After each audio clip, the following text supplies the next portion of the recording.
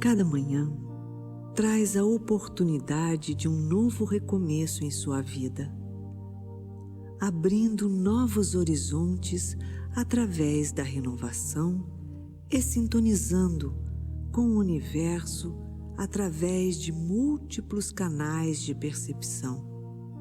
É que você passa a desenvolver a sua vontade de renovar e mudar tudo o que está estabelecido e a fazer diferente, permitindo que as forças do universo conspirem a seu favor. No silêncio da intimidade dos seus pensamentos, crie novas esferas, começando por remover o lixo mental, afastando todos os pensamentos negativos. Deixe de pensar no não. Retire o não das suas frases como: não sei o que fazer, não sei se dará certo, não gosto do que vivo, não tenho coragem de mudar, não sou amado, não sei amar, não sou compreendido, não sou feliz, não tenho paz. Pois todo esse pensamento negativo cria uma psicosfera pesada e densa à sua volta. E isso só mudará, só começará a mudar verdadeiramente quando você se transportar para fora dela, mudando seu pensamento. Pense que nesse instante você está afastando todo o pensamento negativo da sua mente e substituindo por pensamentos positivos e elevados. Sua mente passa a ser uma grande geradora de energias positivas. Então diga agora: sou a criação mais perfeita de Deus. Tenho capacidade de mudar meu interior e tudo à minha volta. Estou mudando agora. Sinto a coragem se instalar em mim nesse momento. Tudo dará certo, porque estou me ligando a Deus neste momento e sou seu filho mais amado. Estou protegido por Ele, que conhece todas as minhas necessidades. Sou um receptor das bênçãos divinas. Renovo minhas forças a cada segundo. Tudo em mim vibra positivamente nesse instante. Minha sintonia é serena e de paz. Todo o universo conspira a meu favor neste momento. Agora percebo como estou energizado, fortalecido, como estou me amando e movimentando as minhas forças mais íntimas. Elas já não estão mais paralisadas. Estou consciente que sou capaz e tenho um mundo à minha frente, sempre me aguardando, porque agora decidi ser feliz. Sou forte, determinado e agora sigo em frente, vencendo todos os obstáculos, porque sou capaz e maior que todos eles. Tenho a força divina dentro de mim. Eu com Deus e Deus comigo.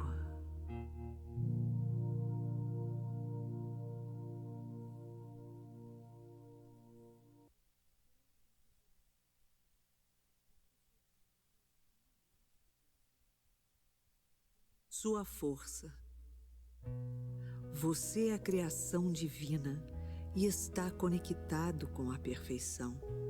Portanto, permita que tudo que é bom e perfeito esteja crescendo em você. Pensamento é força e atua conforme a sua paisagem mental. De acordo com a intensidade e o direcionamento que você pensa, estará nutrindo o bem ou o mal, e conforme a constância do seu pensamento, vai plasmando as aspirações íntimas. Se pensas em pessimismo, estará desenvolvendo a incapacidade de ser feliz. Se pensas na dor do ser, estará aspirando o sofrimento. Se vives acostumado com a mente ociosa, a preguiça, a sua companheira, ela lhe trará vida tediosa. Se vives a pensar no medo, ele passará a te dominar. Se pensas no mal, estarás preocupado e atormentado por temores e problemas. Habitua-te a partir de agora a formar uma paisagem mental sadia, e o equilíbrio estará contigo. Pensas no bem e o bem te envolverá em paz. Pensa no projeto edificante e a inspiração benfeitora lhe trará o crescimento. Cultiva pensamentos de progresso e estará estimulado a fim de que tenhas futuro de êxito. Penses no perdão e estará fortalecido a libertar-se das amarras que o prendem. Pense na amplidão do amor e o amor te abençoará em afetividades e carinho. A vibração do seu pensamento é geradora de ondas que atrai para junto de ti os afins. Comece o seu dia fazendo brilhar o seu sol interior e terás forças, ânimo, coragem, e ao final do teu dia sentirás a paz de ter somado com o divino, o bem na amplitude do seu amor imenso, e uma realização interior te trará confiança e felicidade.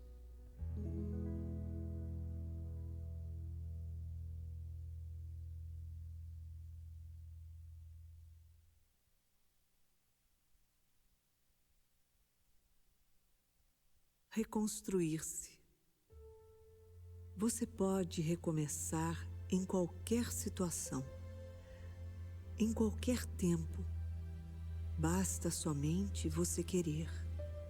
Renove seu compromisso com a vida, ajustando-se a novos valores, escolhas, lugares, pessoas, projetos, sonhos, e assim abra o seu coração para a esperança, veja o caminho e ali encontre o aconchego para ficar. Não fique olhando para o passado e lamentando o que perdeu, o que deixou de realizar ou as coisas que lhe faltaram. O passado precisa passar para dar lugar ao novo. Não tenha medo, você não está sozinho. Não lastime, não se queixe da dor. Ela é a conselheira que nos desperta para mudar o caminho para melhor. Não se aflija se alguém partiu. Cada um tem o seu tempo. Não se penalize se alguém lhe traiu. O importante é que você foi fiel. Não guarde expectativas quanto aos outros. As pessoas carregam dentro de si marcas que você desconhece, dores íntimas que nem imaginas, valores diferentes dos seus, esperanças que divergem das suas. As pessoas passam por mudanças constantes e em momentos diferentes dos seus, pois as mudanças são necessárias a todos para a transformação. Olhe para frente. A partir daí, pense nas conquistas, no que poderá realizar. Observe como as mudanças acontecem na natureza. Olhe para a terra depois da chuva. Perceba como as plantinhas surgem mais verdes e se espalham mais bonitas e fortes depois da tempestade. Conosco também é assim. A tempestade são os nãos, as adversidades que se apresentam das mais diversas formas, renovando ideias e conceitos. As renovações são constantes para aqueles que não têm medo de enfrentar as adversidades da vida. Essas oportunidades são para aqueles que caem e se levantam, porque acreditam que a queda não significa derrota, mas fortalecimento. Levantam-se com o brilho de vitória nos olhos, porque sabem que só pelo esforço de se levantar já são vitoriosos. Nasce então a certeza de que a chegada da noite é o anúncio de um novo dia. Agora venha, vamos refazer, recomeçar. A renovação lhe aguarda. Não perca mais tempo, olhe somente para a frente. Levante-se, decida mudar. Você tem direito, você pode. Sinta vibrar a força e a coragem dentro de você. A partir deste momento, estará seguindo o rumo à construção de uma vida de projetos, crescimento, paz e felicidade.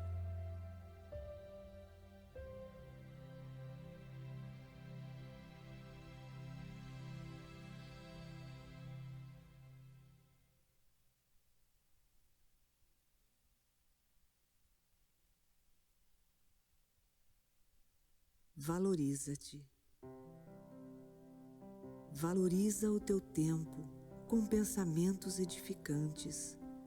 Se utilizas o precioso tempo preocupando-te com o mal com que possas te envolver, permanecerás no mal, envolvendo-te em temores e angústias.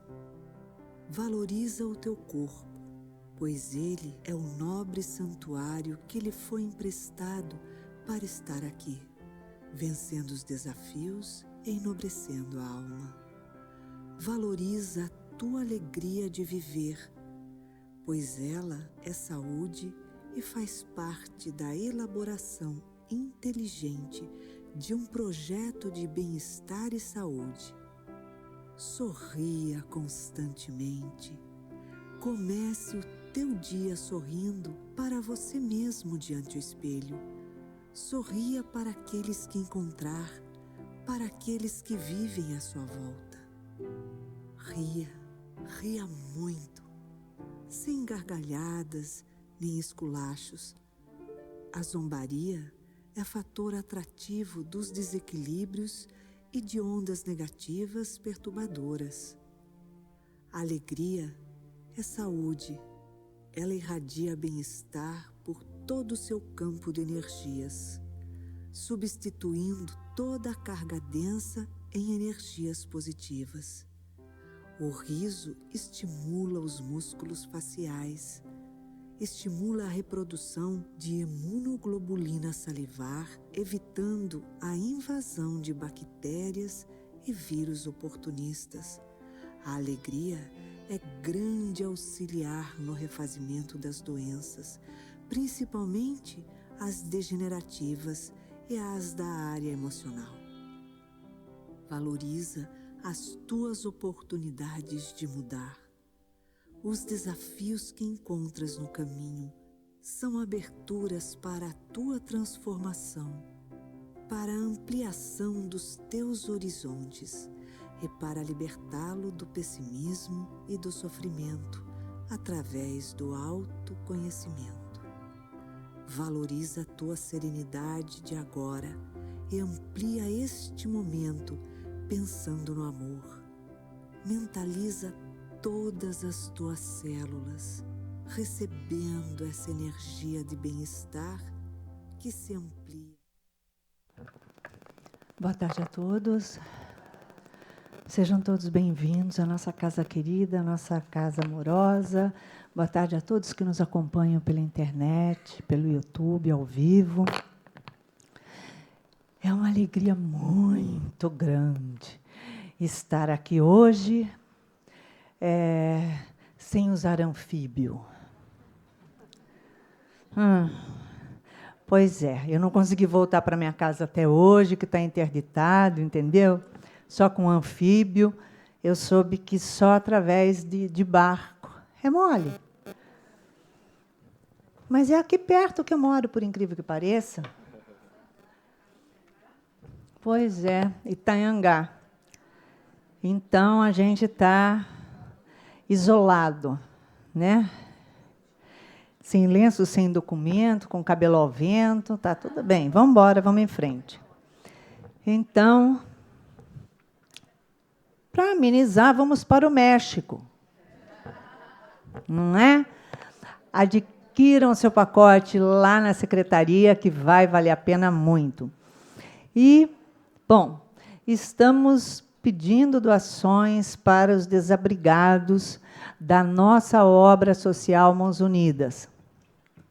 Tá?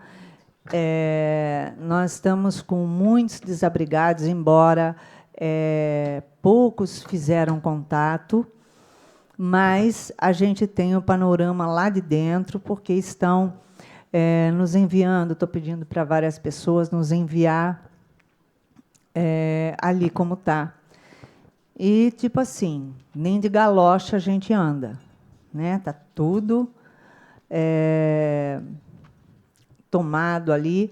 E quem mora no areal, então, não tem nem casa. Quer dizer, já não era casa, né? Era um lar, mas não era uma casa.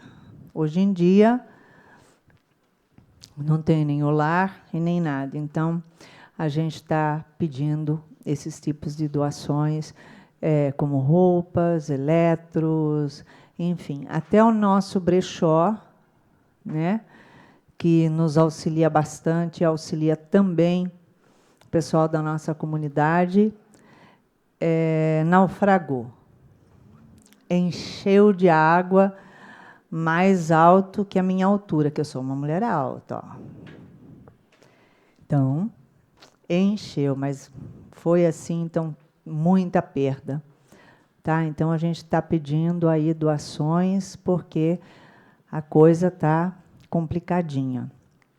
E vai cair outra chuva, né? Então, só esperamos que não sejam castigados esses mesmos lugares. Não que estamos pedindo para outros, mas que não seja tão forte, que seja uma chuva mais amena, pelo menos, para que todos nós, até que moramos aqui na Barra e outros locais, possamos circular, né, direito. Então, é isso. A Nelly vai fazer o preparo de hoje. Boa tarde a todos. O preparo de hoje é do livrinho Vida Feliz, psicografado por Divaldo Franco, ditado pelo espírito Joana de Ângeles. Nestes dias agitados, a angústia caminha com o homem, disfarçada de medo, de ansiedade, de sentimento de culpa. Naturalmente, as pressões a que a pessoa está sujeita respondem por tal situação. A ansiedade pelo prazer exorbitante frustra. Os fatores agressivos amedrontam e a timidez encontra uma forma de levar ao complexo de autopunição. Afasta de tua mente estes fantasmas responsáveis por males inumeráveis. És filho de Deus, por Ele és amado, Ele te protege e te abençoa. Não te afaste das suas leis, e se te enganares, em vez de te entregares a conflitos desnecessários, retorna ao caminho do dever, sem nenhum receio. Uma boa palestra para todos.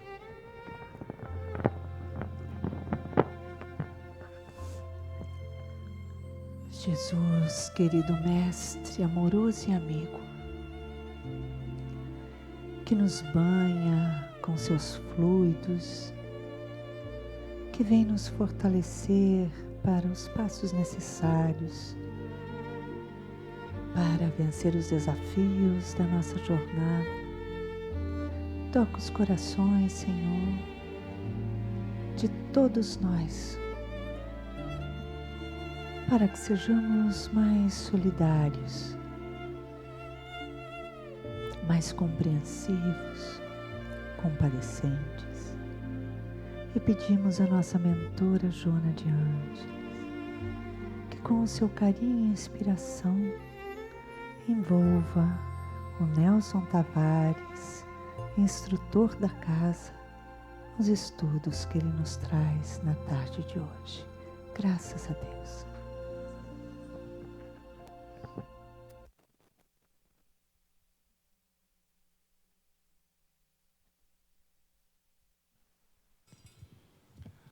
Oi, gente. Boa tarde. Hoje eu cheguei, né?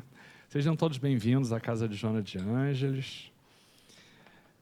Que a nossa mentora amorosa envolva vocês nas suas necessidades, naquilo que vocês precisam de auxílio. Se quiser deixar aqui... Ah, não, que só no final, né, que desliga, tá? Bom, Iraci me deu um tema hoje, que é julgar e denegrir o desafio dos outros.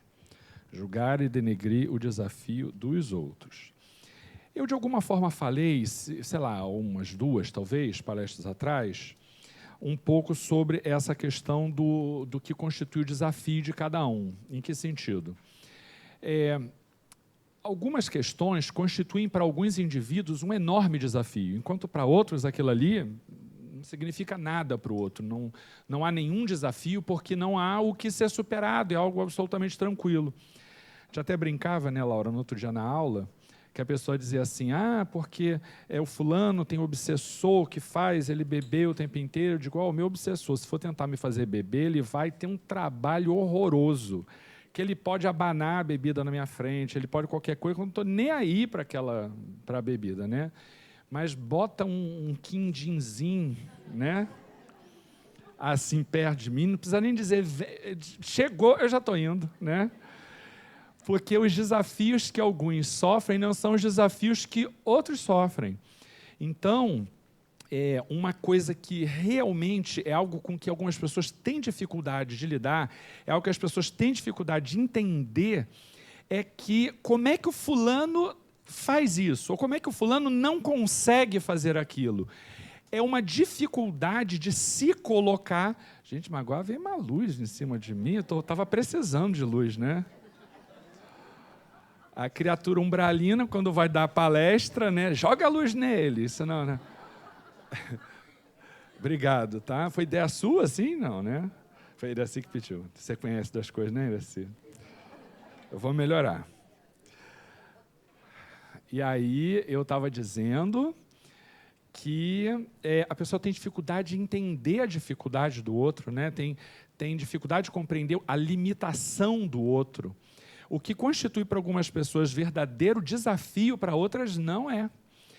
E isso porque a compreensão sobre as coisas depende muito das experiências de vida que a gente está experienciando. Eu sustento, não sei se eu estou errado ou se eu estou certo, mas eu sempre sustento que a autoridade de determinadas experiências tem que decorrer da vivência. Até o Divaldo, certa vez, falando sobre isso, porque uma pessoa dizia assim, eu não vou psicólogo, não, o psicólogo é gente como eu, o psicólogo não tem problema? Claro que ele tem, né? Se ele não resolve os problemas dele, vai resolver os meus. E aí ele dizia, mas o psicólogo não sei se a palavra é boa, mas eu que estou usando, ele é treinado para, mesmo ele não conseguindo realizar certos movimentos, orientar aquele que ele está na condição de paciente a fazer esse mesmo movimento. Aliás, existe um certo delay entre a compreensão e a ação. Quantos de nós já não compreendemos como é que certos mecanismos de vida funcionam, mas apesar de compreendê-los, não ainda conseguimos executar aquele mesmo movimento? Então, são coisas absolutamente diferentes. E aí, sobre isso, a pessoa dizia, mas é uma bobagem, ele também tem erros como eu. Às vezes, ele tem defeitos como você também tem, mas os defeitos dele não são como os seus. É bem verdade, nisso eu acredito, que aquela pessoa que tem conflitos, que de alguma forma são os conflitos que aparecem naquele que busca auxílio, você pode ter algum desajuste para compreender, porque você gera um certo envolvimento que facilita com que a sua visão fique turvada. Eu me lembro de uma pessoa que era uma pessoa excelente, sabe, gente boa de conversar, que você chega, a pessoa conversa, e o que ela diz é sempre muito prudente, é muito equilibrado. E aí eu me lembro de uma pessoa dizendo assim, conversa com a fulana, conversa com a fulana. Aí uma vez ela chegou assim, porque eu estou com tal problema. Aí a pessoa, pede para conversar com a fulana. Eu disse, não, conversa com Beltrano. Aí ela perguntou, mas por que você não acha que tem que conversar com a fulana? Eu disse, não, é porque essa é a área em que a fulana tem problema. Então, se for conversar com ela, ela não vai, assim, dar as melhores sugestões, sabe? E é um pouco isso.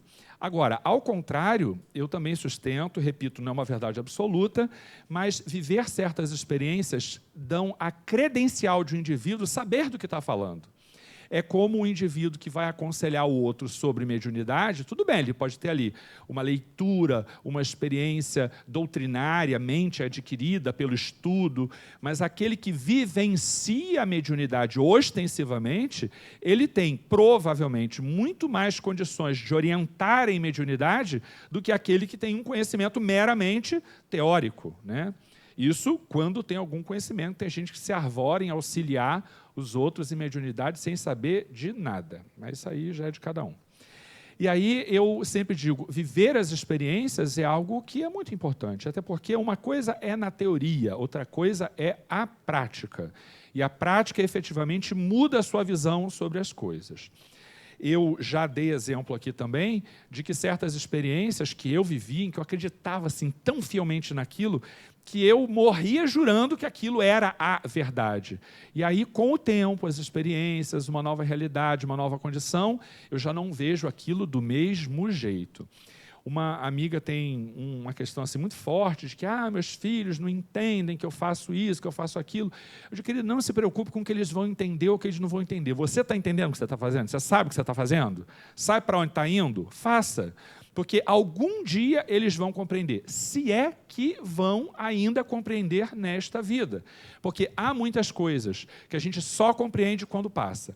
Há coisas que eu dizia assim, isso aqui eu nunca vou fazer. Meu pai está errado nisso. Aí diz assim, quando você se tornar pai. Não, porque eu já era pai e ainda não enxergava daquele jeito. Mas quando os meus filhos chegaram à idade que eu tinha, aí eu já digo assim, gente, eu não vejo isso como via antes. Aquilo vai mudando, a nossa percepção muda. Muda ou não muda? Os jovens não entendem isso. Eu não estou vendo jovem, então a gente pode falar um pouco mal deles, por enquanto. Somos todos adultos, jovens na idade corporal, não na idade perispiritual.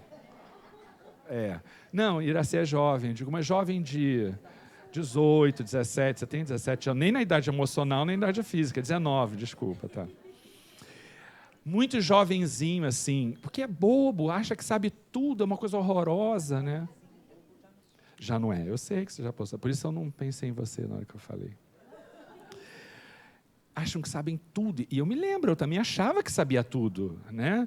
Eu achava, e é curioso, eu tenho feito muito o movimento de quando as crianças já está do meu tamanho, está botando barba já está insuportável.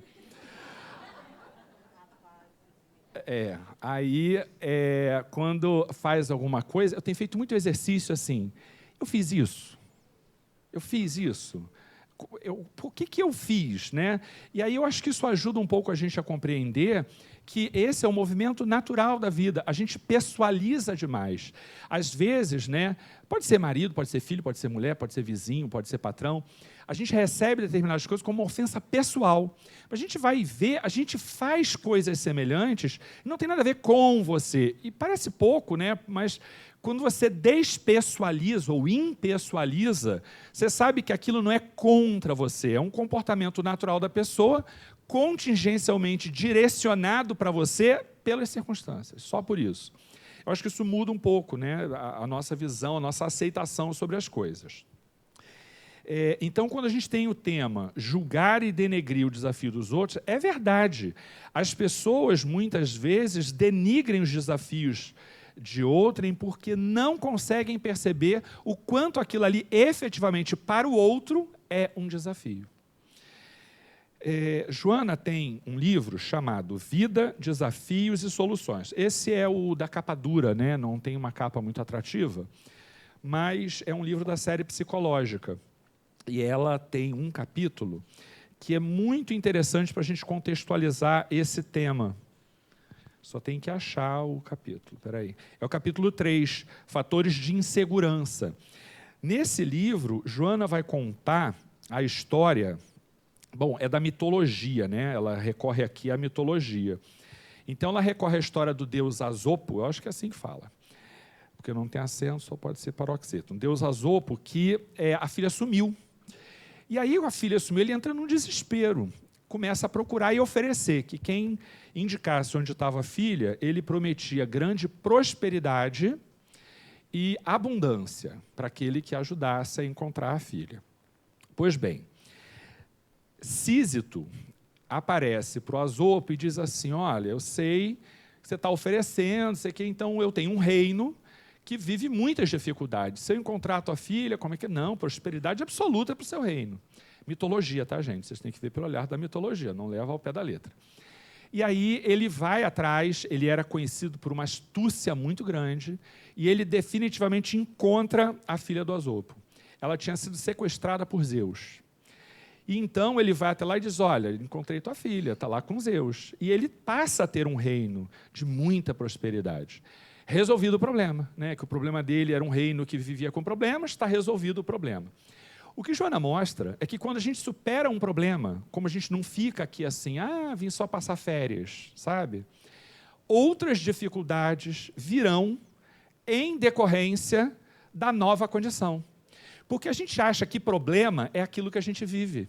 É curioso, se você for pensar numa pessoa com poucos recursos, o que você precisa para ser feliz? Dinheiro. Ela acha que se der dinheiro na mão dela, todos os problemas dela resolvem, porque a relação que ela estabelece com a ideia de problema é a falta de recursos. Tudo gira em torno disso. O que a pessoa acaba descobrindo depois, da pior maneira, é que, alcançando a meta projetada, novos desafios virão. Outros diferentes virão, que decorrem da nova condição. E é exatamente isso que acontece com Asopo. Por quê? Porque ele já não tinha um problema da falta de prosperidade. Só que ele mexeu com quem? Nada mais, nada menos que Zeus. E aí Zeus vai deixar isso barato? Não vai. Ele vai até lá e diz assim, olha só, eu quero vingança, eu quero que a morte leve o Asopo com ela. E ele é muito astuto quando a morte chega, ele ludibria a morte e consegue colocar uma coleira, coisa da mitologia, que ela fica presa. Resolvido de novo o problema, né, com a sua astúcia. Tá. Só que lá para frente, o deus da guerra fica incomodado. Olha só, com a morte presa, o inferno não está sendo realimentado, a guerra não está sendo realimentada, e tem problema. Então agora ele ganha um novo inimigo. Não era mais Zeus, agora ele tem um novo inimigo, que era... Estou colando, tá? Saturno. A história vai, eu não quero contar, até porque eu não sou bom de mitologia. Mas o que Joana quer mostrar é, a cada desafio superado por Asopo, que ele achava que estava tudo certo, novas situações existenciais vinham e ele tinha que aprender a lidar com aquilo. Mas chegou, depois de tudo que se podia fazer, e ele vinha ludibriando tudo, porque ele era tido como muito astuto, teve uma coisa que ele não conseguiu ludibriar, que é o tempo. Porque chegou um momento, com a morte solta, com a morte presa, em que, pelo tempo, a degradação do corpo físico vai levar a inevitável perecimento. E aí não teve jeito. Eu me lembro que eu era criança, e tinha um senhor, já tinha assim... Não, ele era um jovem, sei lá, tinha uns 50, 60, era um jovem, joveníssimo, um menino.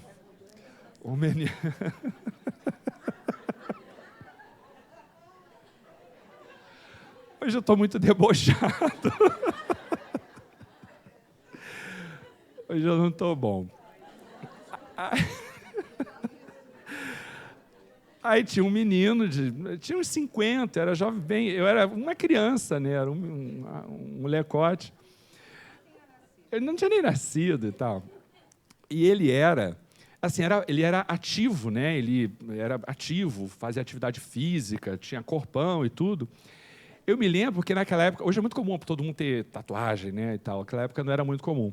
Ele tinha uma tatuagem enorme no braço, mas era um bração, né? Aquela coisa, tatuagem bonita, aquelas que a gente acha bonito nos outros, né? Que vai botar, não faz, não fica no mesmo efeito. E aí eu me lembro que tinha essa coisa do culto do corpo. Por quê? Há pouco tempo a gente foi vê-lo, ele está bem idosinho, agora está com uns 90, 80 e tanto. É idoso já, né? 90 já está ficando idoso.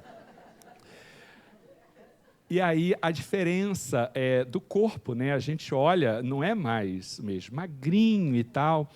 Aí chegou o bisneto dele e perguntou assim, que é isso no braço do Biso? Era a tatuagem, aquela que olhava. Mas assim, tadinho, todo enrugadinho, era quase um origami, tinha que abrir. Tinha que abrir as peles assim para mostrar o desenho da tatuagem. Aí a filha dele disse assim, sem brincadeira, ela chegou assim, deu uma esticadinha, né? Para a criança ver o desenho da tatuagem. Ele já estava meio murchinho assim. Você sabe que aquilo ali me fez pensar, a gente, quando faz o negócio, a gente pensa que aquilo tudo é para sempre. Que quando alguém que vai fazer uma tatuagem pergunta assim, como é que vai ficar essa tatuagem quando a pele estiver murcha? Não faz isso, você faz isso, não faz. Você vive, você simplesmente vai lá e faz, né? Tá bonita agora está com o bração, aproveita. Como é que vai ficar? Depois a gente vê como é que vai ficar, né? E é isso, a gente não tem muito dimensão. Isso é importante de a gente refletir, porque a gente tem uma questão com a impermanência muito grande. A nossa capacidade de minimizar, de desprezar o desafio do outro, tem muito a ver com essa percepção, a falsa percepção, de que eu mesmo nunca vou viver aquela situação. E lembrando que, pela pedagogia de Deus, às vezes você não vive um conflito, não é porque você não tenha, é porque, pela misericórdia de Deus, a gente está aguardando o momento mais adequado de aquele conflito se manifestar. Porque pode ser que a gente não tenha certa dificuldade porque a superamos, mas pode ser também que é porque ela está tão adiantada para a minha condição que ela só virá lá para frente.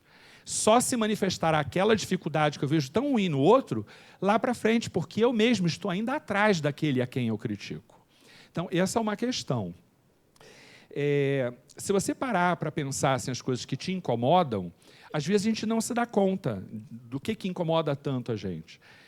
Uma das coisas, por exemplo, que não me incomodam, a título de exemplo, é falar. Eu não tenho dificuldade de falar. Me bota para falar que eu falo, nem que seja bobagem, mas eu falo alguma coisa. Não me incomoda a ideia de falar. O que me incomoda muito é a ideia de não ter o que falar. O meu terror é, se me puser para falar uma coisa que eu não sei, que eu vou ficar com cara de idiota, isso me incomoda um pouco. E eu achava que era isso, tá? Eu sou professor, vocês sabem, né? Então, assim, lido tranquilamente com as pessoas e tal. Até que, há algum tempo atrás, uma pessoa me fez viver uma experiência de incômodo. De ela está ali, está na sala e tal, e ela me incomodava. Eu falei, gente, por que está me incomodando tanto isso? Bom, era uma pessoa um pouco mais velha que eu, pouca coisa, que eu acho que ela estava interessada em mim. Eu não quero fazer autopropaganda, não quero parecer assim, exibido, né? Mas eu acho que ela estava interessada em mim, que ela fazia umas caras assim, muito diferentes. Ela colocava a sensualidade toda no rosto, sabe? Ela fazia uma boca, porque tem gente que acha que a sensualidade é ter lábios carnudos, né? E aí ela fazia um negócio, não sei, te explicando.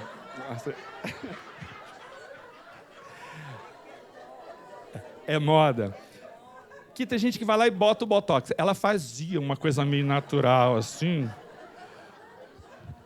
Gente, o pior desespero é que, sabe aquela criatura que percebe e que mexe com todo mundo, que é quem bota apelido, sabe aquela criatura? Um dia chegou este aluno e disse assim, professor, já percebeu como a fulana... Olha, meu Deus, ele percebeu. Todo mundo podia perceber, menos ele. Porque ele é do tipo que cutuca, né? E às vezes ele ficava brincando assim, lá vem ela, está fazendo a boca, está fazendo aquela boca. Que ela fazia mesmo uma coisa assim meio... E não era nunca de frente, assim, ela fazia uma coisa meio... assim, de lado, né? Porque tinha uma coisa de apertar o olhinho assim, fazer... Gente, aquilo me incomodava tanto, que eu não sei explicar para você. Ela me fazia eu perder o raciocínio. Eu falei, gente, por que ela me incomoda tanto? Aquilo me incomodava. Fazer o preenchimento, você acha que ajuda? Fazer um... Ela me incomodava demais. E aí, a gente é colocado em certas situações que a gente observa que é isso. Às vezes, a mesma experiência vivida com outra pessoa, a gente não sente igual, né? E até gosta, não sei, aí é de cada um, né? Mas é isso, a vida vai colocando a gente em contextos cuja regra do jogo a gente não conhece ainda de forma plena. Isso é de se fazer... Kardec faz uma reflexão, fazendo aqui uma analogia, que é a seguinte, ele vai perguntar, né, a reencarnação aproxima as pessoas ou distancia as pessoas? Porque, repara, muitas vezes a gente acha assim, se pai, mãe, irmão, mulher, marido, amigo, são circunstâncias que assim, a gente já teve um monte ao longo das existências, então perde-se o valor da maternidade, da relação conjugal e daí por diante. Na resposta dos espíritos, assim, nada disso, pelo contrário. Mas aproxima as pessoas. Porque quando você olha alguém, ele, neste momento, constitui um mero estranho. Mas ele, na verdade, qualquer um pode, ser alguém que já foi ou vai ser muito especial na trajetória da tua vida. Se a gente fizer um paralelo, eu diria que é a mesma coisa. Desdenhar do desafio dos outros, desdenhar das dificuldades dos outros, é uma burrice do ponto de vista da reencarnação. Porque aquela experiência a que eu estou criticando, ela pode ser uma experiência que eu ainda vou viver. E nada melhor para superar uma dificuldade que estar ao lado de alguém que a superou, porque você conhece os mecanismos de socorro, e nesse momento você vai estar muito mais qualificado para superar essas dificuldades. Fora o mérito de ordem espiritual, que vai te colocar no quadro daquele que tem algum benefício para colher fruto da sua própria conduta. Eu, há algum tempo, estava conversando com pessoas assim, a morte é uma certeza. É verdade, do ponto de vista, né, da vida física, a morte é uma certeza. Mas, se a morte é uma certeza, a contrário senso, a gente não pode dizer que a vida é uma certeza, porque tem gente que não vive, sobrevive, subvive, porque passa uma vida inteira sem aproveitar as experiências que está tendo. A gente sabe que há pessoas que reencarnam diversas vezes, não para continuar progredindo, mas para repetir as mesmas experiências. Então, essa é uma certeza que a gente precisa nutrir. Eu estava brincando agora, né? Eu tenho um amigo que toda vez que alguém começa assim, a se elogiar demais, ou se qualquer coisa demais, ele diz assim, aí vai atravessar a rua e pluft. Ele sempre diz isso. Sabe, fulano está se achando, que acha que pode tudo, acha que tudo que faz é maravilhoso, acha que... Ele diz, aí vai atravessar a rua, pluft. A impermanência é alguma coisa que incomoda o ser humano, desde sempre. Na Bíblia, a gente tem lá no Eclesiastes essa coisa que incomoda. O que vai ser de mim depois que eu desencarnar? Né? O que vai acontecer comigo? Ainda que você tenha certeza de um mundo espiritual, o que vai ser de mim no mundo espiritual? Essa é uma questão, a incerteza do futuro, que faz com que a gente tome dois caminhos. Um é o confortável. Já que eu não sei, já que eu não tenho certeza, já que tudo é incerto, eu vou viver a vida agora, é o carpe diem puro. Outros, já que eu não sei do meu futuro, o que eu tenho que fazer? Eu tenho que investir nesse futuro, porque eu não quero chegar lá do outro lado e não saber como me situar. Joana tem algum momento aí na série psicológica que ela vai dizer, ninguém viaja sem se preparar. Você pega e vai para um lugar distante, sem saber se faz frio, se faz calor, quanto tempo você fica. Todo mundo se prepara para alguma coisa que está por vir. Mas, ingenuamente, a gente costuma não se preparar para o que é inevitável, que é a ida para o mundo espiritual. Então, conhecer como é que funcionam as regras do mundo espiritual, equivale a saber como é esse lugar para onde eu estou indo viajar. Porque se é inevitável a viagem, como eu ficarei bem neste lugar? Eu preciso me preparar para isso. E se eu não souber se faz frio ou calor, se é assim ou assado, eu não vou me preparar. Da mesma forma, se eu não souber como é que ficará a minha condição depois de desencarnado, eu não vou conseguir me preparar. E a gente esquece disso, vivendo apenas o momento, porque grande parte de nós prefere aquela conduta mais fácil de viver o momento, de aproveitar aquilo que está mais proximamente aparecendo como demanda. Não é esse o melhor caminho. Joana, no capítulo 2, chamado Conflitos Pessoais, são 2 parágrafos, eu vou me permitir ler para vocês, tá? Diz assim: não se podem negar os fatores responsáveis por esses distúrbios, a começar pelos comportamentos da gestante, afetando o ser na vida intrauterina e culminando com a convivência em família, particularmente com os pais, ora dominadores, ora castradores, neuróticos, que transferem as suas inseguranças e todos os seus conflitos para os filhos em formação, que se tornam fragilizados sob uma alta carga de tensões que se veem obrigados a suportar por falta de opção. E ela continua. Por outro lado, não é tudo culpa dos pais, né? Que senão também é tudo culpa do pai e da mãe. Por outro lado, já na vida adulta, as pressões sociais, as pressões econômicas, culturais e educacionais se transformam em gigantes apavorantes que passam a perseguir com insistência o educando que absorve esses fantasmas sem os digerir. E aí vem a parte que, efetivamente, eu quero ler para vocês. É certo que o espírito renasce onde se lhe torna melhor o processo de evolução. Ninguém... porque a culpa é da minha mãe que era assim. Não. Ainda que sim, ela fosse desse jeito, ainda que sim, você tivesse sido afetado pela conduta dela, entenda, não é culpa dela. Você foi colocado naquele contexto, com aquela mãe, naquelas circunstâncias, porque você precisava viver aquela experiência.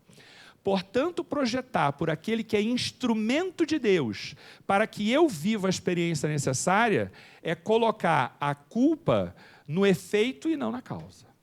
Então, a gente precisa compreender que, ainda que tenha havido uma pessoa que te submetesse a uma dificuldade, a culpa daquilo que você vive não é dessa pessoa. Uma pessoa falava de que ela nunca poderia ser feliz porque ela havia sofrido uma violência importante na infância, que era o estupro. Eu digo, é sim um fato importante, é sim um fato perturbador, que altera a normalidade psíquica do indivíduo, mas é preciso que, em algum momento da vida, da existência, esse indivíduo se apodere da convicção de que ele foi vítima circunstancial do fulano, mas que, a rigor, o fulano só foi o seu algoz porque ele, naquela encarnação, precisava viver aquela experiência. Isso é libertador, porque se a gente projeta na pessoa do outro a conduta ou a causa do nosso problema, e a gente percebe que são as circunstâncias e não a pessoa que provocou o evento que é nocivo, a gente já não tem mais por que culpá-lo, ainda que sim, à luz de Deus, ele tem a sua responsabilidade. O que eu estou falando, e Joana, na verdade, quem está falando, né, eu estou reproduzindo, é que a gente só vive aquilo que a gente precisa viver, e a gente já sabe disso de alguma forma, né? Quem é espírita, quem estuda doutrina, quem participa das... já ouviu isso em algum momento. O que a gente esquece é a questão da impermanência, é que as coisas que norteiam a nossa conduta hoje não serão as coisas que vão nos motivar daqui a algum tempo lá para frente. E olha o que Joana vai falar. Ninguém vem à Terra para sofrer. Isso é muito importante, porque aquele que sofre acha, eu estou vivendo isso porque o meu karma, eu tenho que viver. Ninguém vem Bom, aqui é a página 31, capítulo 2. Ninguém vem à Terra para sofrer, mas para reparar, para adquirir novas experiências, para desenvolver aptidões e para crescer interiormente. Todos esses empecilhos que defrontam fazem parte da sua proposta de educação. Deus não quer que a gente sofra. Deus quer que a gente se eduque. E muitas vezes a nossa conduta de dificuldade, passar por dificuldade, é muito menos por vontade de Deus e muito menos por vontade de Deus e muito mais por uma insistência que a gente tem em reiterar determinados comportamentos. Para fechar o parágrafo, Jonas vai dizer: para sofrer e tal, crescer interiormente. Todos esses empecilhos que defronta fazem parte da sua proposta de educação, devendo se equiparar a valores e discernimentos para superá-los, livre de toda constrição restritiva à sua liberdade, avançar com desembaraço na busca da sua afirmação plenificadora. Eu sei que é um pouco chavão, mas eu vou repetir. Ninguém é vítima de ninguém. É muito importante que a gente compreenda que as dificuldades que a gente vive são responsabilidade nossa. Mas, como diz o Evangelho, se eu vejo alguém com dificuldade, adianta ajudar essa pessoa? Porque o raciocínio que Kardec faz é, se aquela pessoa precisa daquela experiência, eu vou até lá, ajudo, eu a estou tirando do desafio existencial que lhe cabe. E aí os espíritos dizem assim, não raciocina desse jeito não. Porque se ele precisar viver esta prova, ele vai continuar vivendo essa experiência. Não é assim que funciona? A gente vai até lá e ajuda o fulano que perdeu tudo. Daqui a pouco vem a próxima chuva, ele perde tudo de novo. A gente diz, então adianta ajudar? Porque adianta. É o que eles dizem. Porque ainda que o benefício do auxílio não perdure por muito tempo, o mérito do auxílio que você ofereceu, esse te acompanhar por toda a tua trajetória. Porque é alguma coisa que faz parte do conjunto das tuas economias, daquilo que a gente deve e daquilo que a gente recebe, a título de comportamento. Sempre esqueço a hora. Qual é a hora que termina? 25, tá bom. Então, nesse contexto, muito me sensibiliza a situação daqueles que vivem nesse momento de dificuldade. A gente dizia ainda agora no curso que ainda a esta hora, tem gente que não consegue voltar para casa, mas tem gente que está em casa ainda embaixo d'água. Né? E isso é uma circunstância que eu não consigo. Eu, às vezes, faço o exercício, né, de me colocar nessa circunstância. Quando eu estou lá, que está a chuva e tal, que eu olho, que tem aquela poça ali e tal, que eu tenho que mergulhar o pé na água, eu digo assim, não, vou esperar passar, sabe? Aquela coisa do, não dá. Viver nessa condição, estar há dias, é alguma coisa que eu não consigo imaginar, né? E perder tudo. São circunstâncias de vida que poderiam perfeitamente levar muitos de nós ao suicídio, porque a pessoa fica absolutamente sem chão. Agora, o indivíduo que está vivendo essa realidade, isso é tão habitual e desde tão cedo, que isso vai criando nele uma capacidade de resistência à adversidade, que o torna inevitavelmente mais forte para alguns dos desafios. Não estou dizendo que seja bom nem ruim, mas talvez por isso os espíritos dizem que a pobreza é um desafio menor, às vezes, do que a própria riqueza. Agora, aquele que pode auxiliar, eu vi numa dessas, dos repórteres que estão na cobertura desses eventos aí de segunda-feira, dizendo isso. A gente vê muita solidariedade, um ajudando o outro, todo mundo fazendo por todo mundo, a gente só não vê o poder público. Não é essa a discussão que eu quero, mas eu quero trazer isso também por comparação para isso. Às vezes, a gente não vê ajudando aquele que tem as melhores condições. Muitas das vezes, aquele que está prestando auxílio é aquele que também tem dificuldade. Traz isso para as questões não materiais. E, às vezes, é isso mesmo. Se você está na rua, quem faz trabalho, né, acompanhamento de auxílio a morador de rua, vê que o indivíduo é todo errado, ele é cheio de dificuldades, ele tem uma conduta absolutamente reprovável, mas se chega alguém e pede a ele para dividir o que ele tem, é muito mais provável que ele divida do que aquele que tem sobrando. Tem uma sei lá como é que chama, mas é uma experiência que eles fizeram e gravaram do indivíduo que chega ao shopping, numa praça de alimentação, e ele mete a mão ali na comida do outro, no hambúrguer do outro, e diz assim, posso dividir? Aí corta no meio para ficar com a metade. Quando a pessoa não dá um chilique, ela diz, não, pode ficar com tudo. Alta generosidade, né? Aquela generosidade genuína. Imagina, por que eu vou ficar com a metade se você pode ficar com tudo, né? Porque tem essa coisa do, não, pegou na minha comida, não vou dividir, não, toma isso para você. E aí ele fazia a mesma experiência com os moradores de rua, que metiam a mão naquela lata suja com comida e pegava metade para dar para o outro que ele sequer conhecia.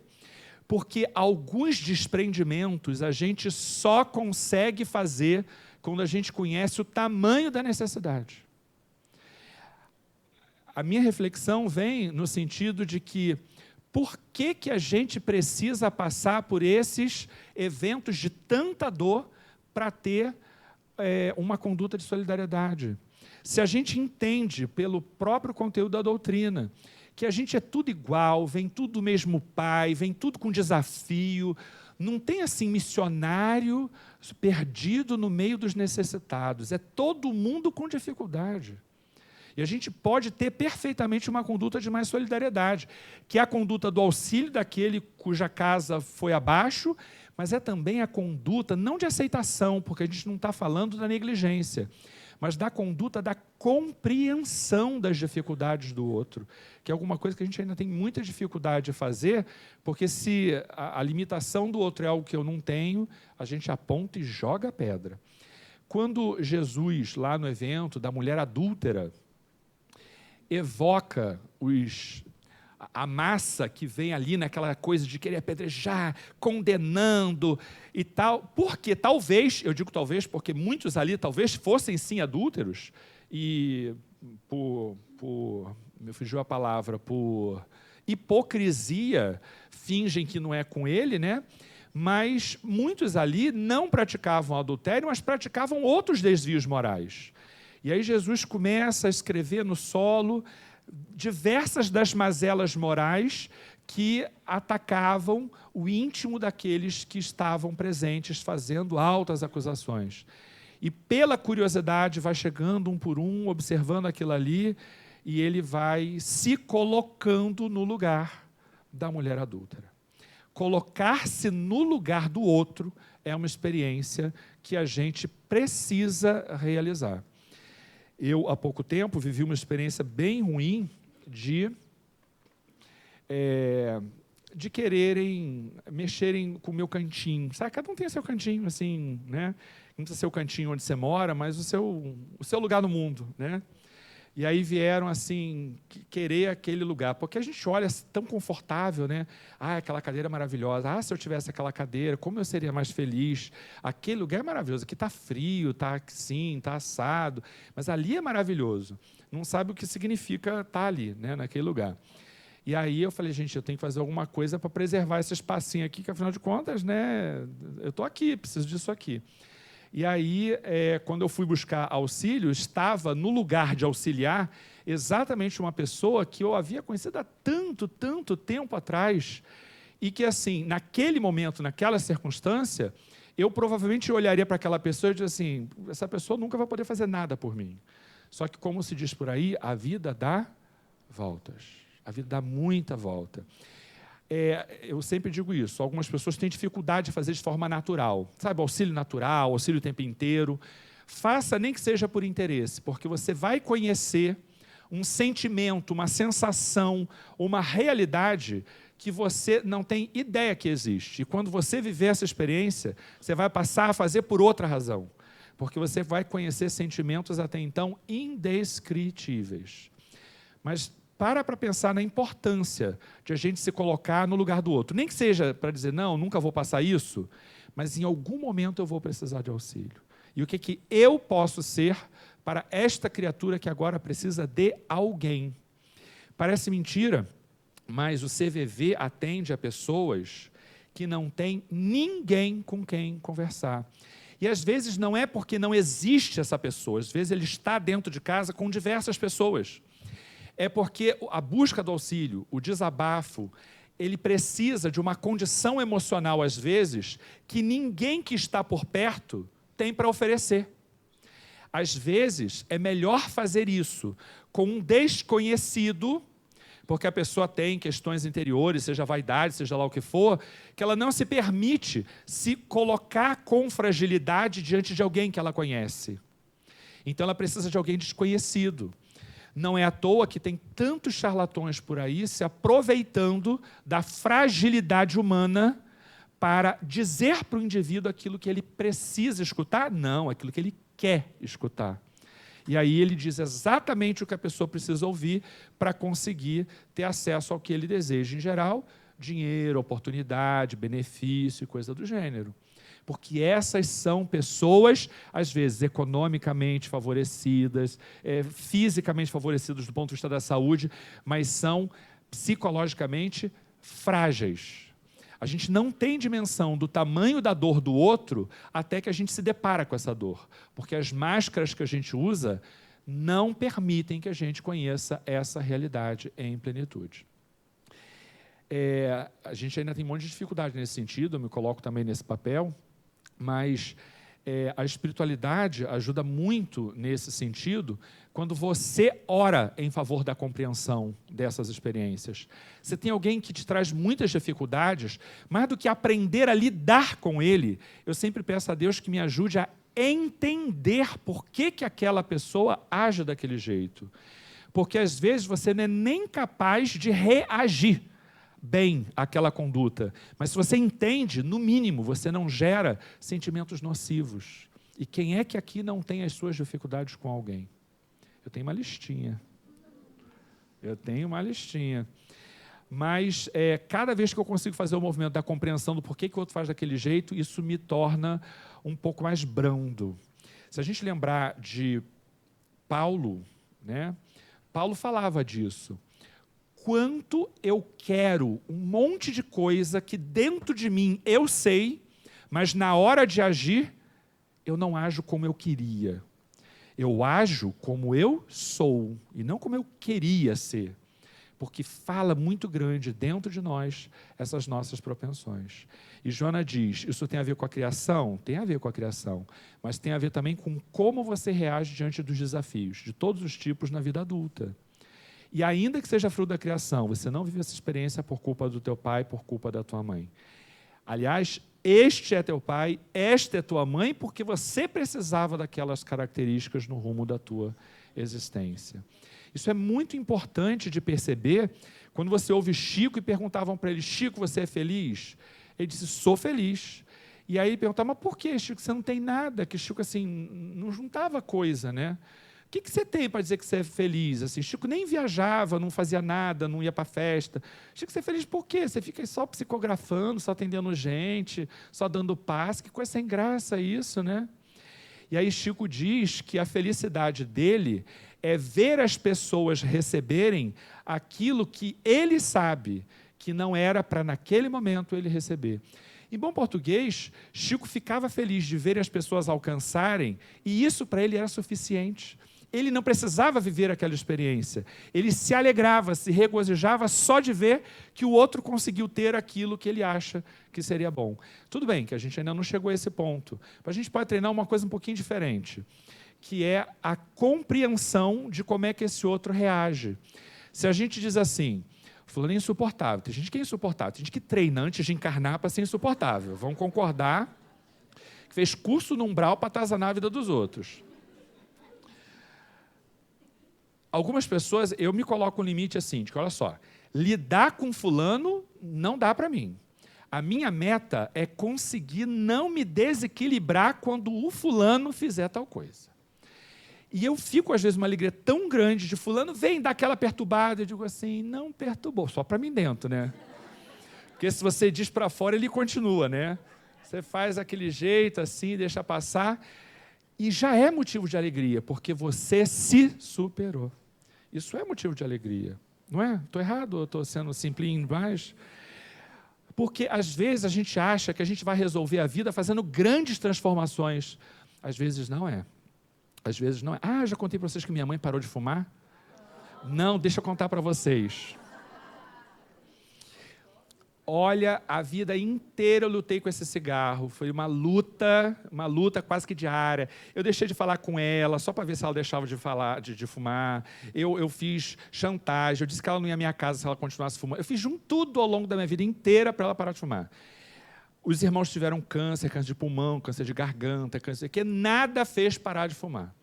Aí agora ficou internada 10 dias, um desespero de não querer ser internada, mas não é porque está com medo disso, com medo daquilo, é porque não ia poder fumar na UTI. Gente, como ela azucrinou, eu orei tanto por aquelas enfermeiras, porque eu imagino que o bom do CTI é que você não fica, né? O bom do CTI é que você larga e vai. Deixa azucrinando a enfermeira. Aí uma vez eu cheguei para visitar, ela disse assim, ela pede cigarro o tempo inteiro, mas não pode dar. Eu falei, não pode? Fiz de bobo, né? Não pode. Tô nem aí. Saiu, ela disse assim, eu vou tentar não fumar. Tá lá, hoje faz 30 dias que ela está sem fumar. Viu? Parabéns para ela, viu, mãe? Eu já tinha desistido, eu já tinha aceitado que a criatura ia desencarnar fumando. Eu botava uns medos nela, disse assim, tu quer ver a tua filha que está desencarnada? Eu vou te avisar uma coisa. Quando você desencarnar, você não vai ver a tua filha, não. Você vai para o hospital para fazer desintoxicação para meses depois, às vezes anos depois, ver a sua filha. Eu fiz de tudo, ameacei tudo que eu podia. E ela não parou. Na hora que eu não falei nada, ela foi lá, vou parar. Tá bom. Aí fiz aquela que estou nem aí. Então tá. Para fechar, o que eu quero dizer é assim, às vezes, a gente quer o bem do outro, mas a gente quer que seja feito na vida, o bem que eu quero para o outro, e não o bem que essa pessoa precisa. Tá bom? É isso. Pensa aí. Beijo.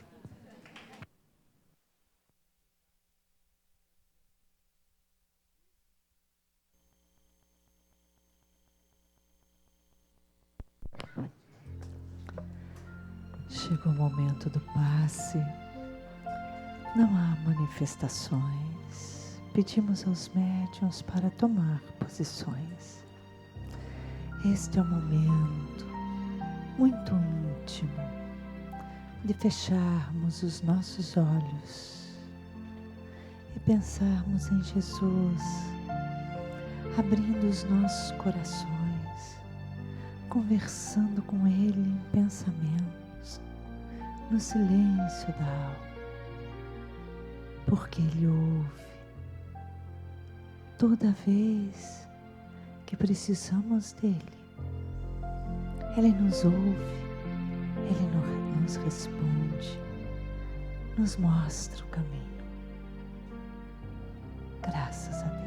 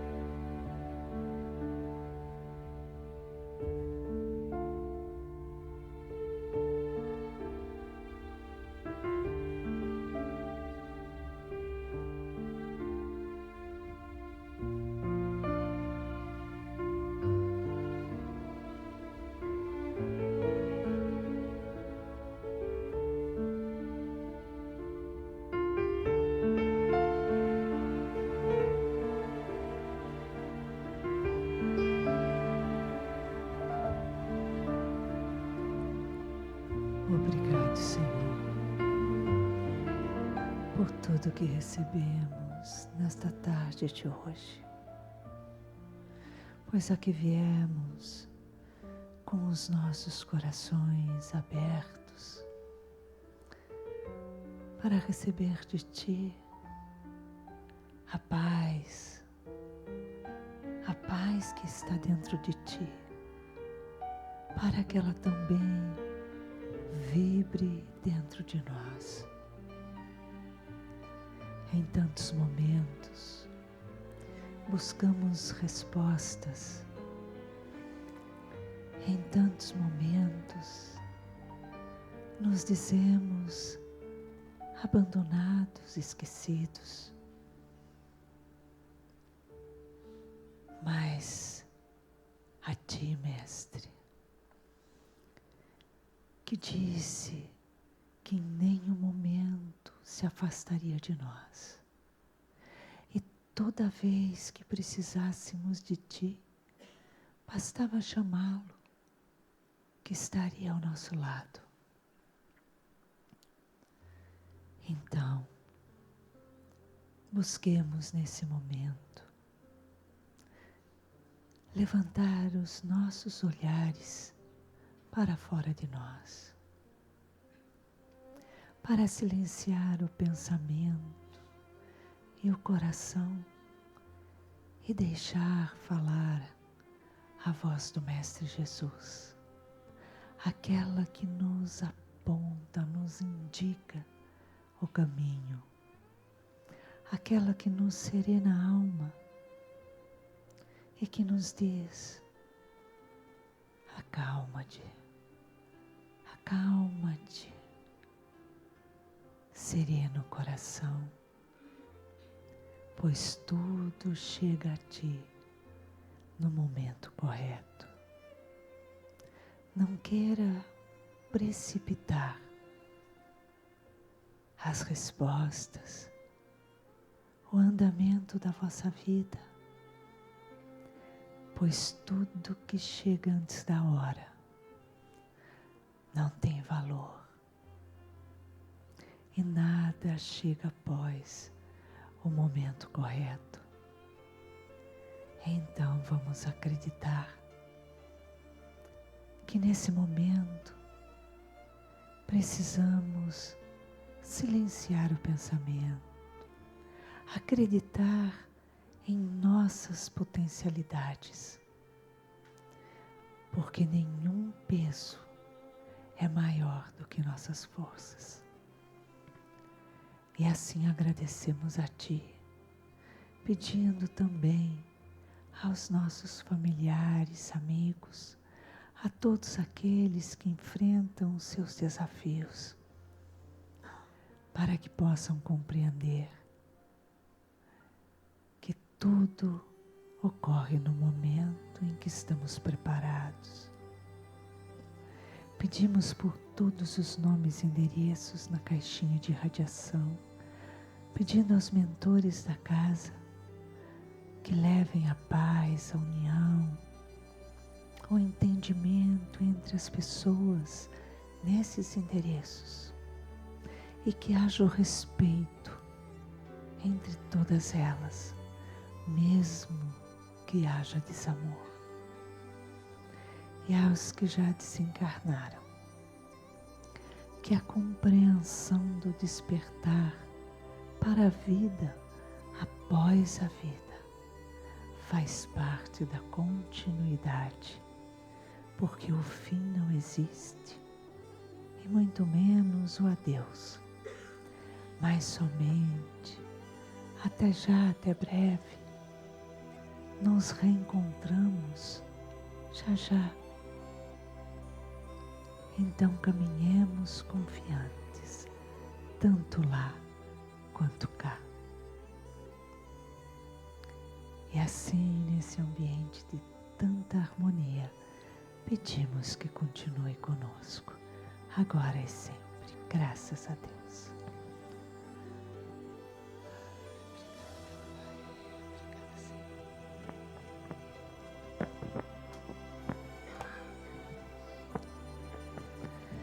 Pedimos as colaborações para a nossa obra social, que está necessitando muito de ajuda. Sabemos que muitos não poderão retornar às suas casas, porque foram destruídas. E aí se faz necessário a nossa ajuda para que possam alugar um outro local para ficar, porque os pagamentos são sempre adiantados. Também alimentos, objetos, utensílios, móveis, lembrando que nossa casa não tem espaço, condições de receber grandes doações. Por isso, telefone antes de trazer a sua doação, seja de utensílios, de móveis, para que a gente possa dar o encaminhamento já correto para a família necessitada. Lembrando que essa viagem ao México da editora Eventos, Consciência Eventos, faz parte do trabalho que desenvolvemos para arrecadar fundos para a construção do Educandário Joana de Ângeles. Além de ser uma viagem imperdível de cunho espiritual, você estará fazendo um movimento de caridade e colaborando com um tijolinho que seja nessa grande obra. E que, se alguém necessitar de atendimento fraterno, aguarde no auditório ou encaminhe-se ao auditório. E também inscrições para o trabalho voluntário que pode transformar a sua vida diretamente na secretaria. Muita paz a todos, que Jesus nos abençoe. Fiquem com Deus.